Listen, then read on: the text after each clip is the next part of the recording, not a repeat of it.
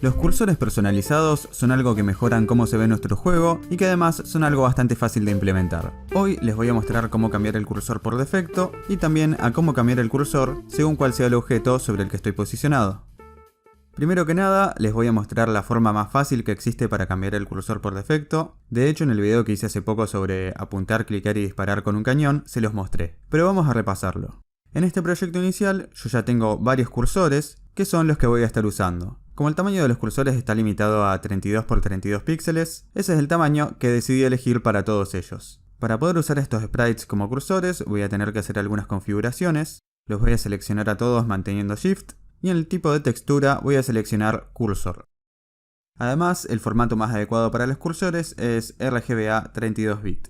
Voy a aplicar los cambios y ya todos estos sprites ahora están configurados para que puedan ser usados como cursores. Entonces me voy a Edit, Project Settings, me voy a donde dice Player y acá tengo un espacio para setear el cursor por defecto. Supongamos que en lugar del cursor por defecto de siempre, queremos usar este que tiene mucho más estilo. Entonces lo arrastro.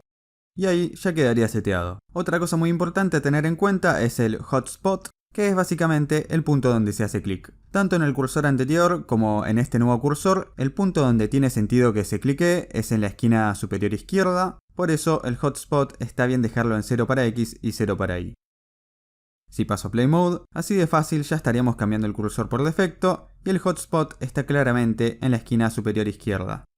Digamos que ahora en lugar de una flecha, yo quisiera tener esta mira como cursor, que tiene bastante más sentido para algo que va sobre apuntar y disparar. Bueno, simplemente tendría que arrastrarlo, pero en este caso tendría que tener cuidado de dónde seteo el hotspot. Para este cursor, el punto donde se cliquea tiene que ser justamente en el medio, y recordando que el sprite es de 32 x 32, puedo mover el hotspot 16 píxeles a la derecha y 16 hacia abajo, quedando en el centro del sprite. Vean, ahora tengo mi nuevo cursor y el punto de cliqueo está en el centro. Pasemos ahora al próximo asunto. Me interesa ahora tener un cursor que cambie dinámicamente según en dónde lo voy posicionando, lo que me va a dar un mejor feedback de cómo puedo interactuar con otros objetos. Digamos entonces que yo quisiera posicionarme sobre este enemigo y que aparezca un cursor que me indique que lo puedo destruir en 1000 pedazos. El cambio de cursor, a partir de setearlo en los Project Settings como lo hicimos hasta ahora, les va a servir únicamente para tener un solo cursor. Si ustedes quisieran tener un solo cursor para todo su juego, con eso va a bastar. Pero si lo que quieren es tener varios cursores e ir cambiándolos, van a necesitar un poco de código. Entonces voy a crear un script, lo voy a llamar Change Cursor. Este script lo van a tener todos los objetos donde queremos que cambie el cursor al posicionarlo sobre ellos. Para trabajar un poco más cómodo, voy a tocar estos tres puntos en la ventana de proyecto y voy a elegir el layout de una columna. Ahora voy a buscar el prefab de mi enemigo, le voy a agregar el script Change Cursor, voy a guardar el script en la carpeta de scripts y lo voy a abrir. El cursor en este caso quiero que cambie al momento que me posiciono sobre el enemigo, entonces puedo usar la función de evento onMouseEnter que se va a ejecutar en el momento en que el cursor entre en el collider del enemigo. Es importante entonces que siempre nuestro objeto tenga un collider. Mi enemigo en este caso tiene un Capsule Collider. Entonces, al momento de entrar al collider, puedo cambiar el cursor usando la clase Cursor y su método setCursor. El método recibe tres parámetros, el primero es de tipo Texture 2D y sería básicamente el sprite del cursor. También toma el hotspot, que es un vector 2, y un tercer parámetro, Cursor Mode, que enseguida les voy a contar qué es. Entonces voy a definir algunas variables de lo que necesito, una para lo que sería la textura, que va a ser seteable desde el inspector gracias a SerializeField, y otra para lo que sería el hotspot. Y entonces al método le puedo pasar la textura y el hotspot. El parámetro de tipo Cursor Mode básicamente va a definir si el cursor va a ser controlado por software o por hardware. La diferencia es que si es por software, el cursor se va a actualizar cada vez que se actualiza la pantalla. En este caso, si estuviéramos jugando una tasa de FPS baja, probablemente el cursor podría tener un poco de delay y no se vería muy bien. Si es por hardware, va a ser básicamente el cursor real, controlado por el sistema operativo, y no tendríamos este problema. El cursor se vería perfecto, incluso con una tasa de FPS baja. Entonces lo más común es setearlo en auto, que va a intentar que sea por hardware cuando sea posible, y si no, lo va a hacer por software. Genial. Entonces volviendo al editor, puedo setear que el cursor cuando me posiciono sobre el enemigo sea esta otra mira. Y como el hotspot acá también tiene que ser en el medio, va a ser en 16:16. Paso Play Mode y al posicionarme sobre el enemigo el cursor cambia. Pero otra cosa que tendría que hacer es volver a setear el cursor por defecto cuando salga, o sea, la otra mira. Para volver a setear la mira que tengo por defecto, yo podría definir otra textura, otro hotspot y setearla en el momento de que el cursor salga del objeto. Pero voy a hacer algo mejor. Este me parece un excelente caso para hacer uso de Scriptable Objects para crear distintos tipos de cursor, lo que nos va a permitir trabajar mucho más cómodos y además expandir mucho más fácilmente todo este sistema para manejar cursores. Si nunca usaron Scriptable Objects, solo sigan mis pasos, que no es algo muy complicado. Voy a crear un script que le voy a llamar CursorType. No va a heredar de MonoBehavior, sino que va a heredar de Scriptable Object. Básicamente, dentro de esta clase voy a definir la plantilla con los datos que voy a querer que tengan los cursores que voy a ir creando. Estos datos van a ser la textura y el hotspot. Así que puedo cortarlos de este script y pegarlos acá. Podrían definir más datos adicionales para sus cursores, pero para mí, para este ejemplo, va a bastar con estos dos. Van a ser public, porque tengo que accederlos en otros scripts, y para poder crear estos Scriptable Objects desde el editor, tengo que agregar el atributo createAssetMenu. Algo que me estaba olvidando es quitar estos atributos serializeField, porque al ser los campos ahora public, ya no hacen falta para que se muestren en el inspector. Genial. Ahora en el script para cambiar de cursor voy a definir dos cursores de tipo CursorType. Uno va a ser el cursor que voy a establecer al posicionarme sobre el objeto y el otro va a ser el cursor por defecto que voy a setear al salir del objeto. Estos dos cursores van a ser Scriptable Objects y ya en un momento los voy a crear. Ahora al momento de posicionarme sobre el objeto voy a acceder a Cursor, con lo que puedo acceder a su textura. Y lo mismo para el hotspot. En el momento en que salga del collider del objeto, puedo usar onMouseExit y en este caso voy a setear el cursor por defecto. Accedo a Default Cursor, a su textura y lo mismo para su hotspot. Genial, el código ya estaría listo, pero todavía me falta crear los Scriptable Objects para cada uno de los cursores. Voy a crear una carpeta para mis Scriptable Objects y dentro voy a crear algunos cursores. Si hago clic derecho van a ver que tengo esta nueva opción que se llama CursorType y aparece gracias al atributo createAssetMenu que habíamos agregado. Al clicar sobre él se nos crea un Scriptable Object. Lo voy a llamar Default Crosshair, o sea, la mira por defecto.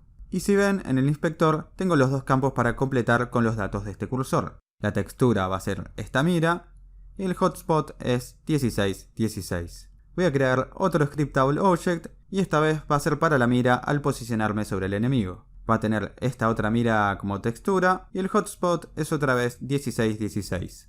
Ahora, si selecciono el prefab de mi enemigo, tengo dos espacios para llevar los Scriptable Objects con la información de los cursores que acabo de crear. El primero va a ser el Scriptable Object con el cursor de la mira para el enemigo, y el segundo va a ser el de la mira por defecto. Si paso a Play Mode, cuando me posiciono en el enemigo y cuando salgo, va intercambiando entre los distintos tipos de cursor. Quiero tratar ahora un par de bugs, que son más que nada para este proyecto en particular, pero quizás también se puedan aplicar en sus propios proyectos. Un problema que tengo es que si yo disparo y elimino al enemigo, el cursor no vuelve a cambiar al cursor por defecto. Esto puedo arreglarlo usando la función de evento onDestroy. Al eliminar al enemigo, lo que voy a hacer es setear otra vez el cursor por defecto. Para no repetir estas líneas y para estar mejor organizados, puedo crear un método setDefaultCursor que va a tener esta línea.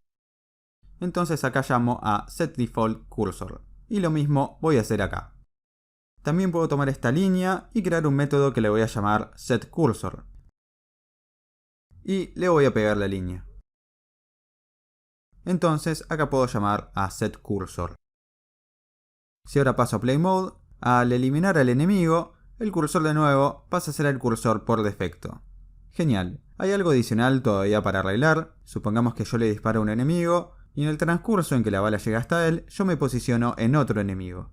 Al eliminar al enemigo, el cursor se setea otra vez en el cursor por defecto, aún estando sobre un enemigo. Esto no está bien, pero también se puede arreglar muy fácil. Voy a crear un booleano que va a indicar si el cursor salió del objeto. Cuando el cursor entra al objeto, se va a poner en falso y cuando salga lo voy a poner en verdadero. Y de esta forma solo voy a setear de nuevo el cursor por defecto en caso de que aún no haya sacado el cursor del enemigo cuando lo elimine. Si yo ya saqué el cursor del objeto, no se va a volver a setear al cursor por defecto. Vean que ahora cuando disparo a un enemigo y me posiciono en otro, el cursor no vuelve a cambiar. Genial. Voy a hacer una cosa más para que trabajar con el script para cambiar de cursores sea todavía más fácil.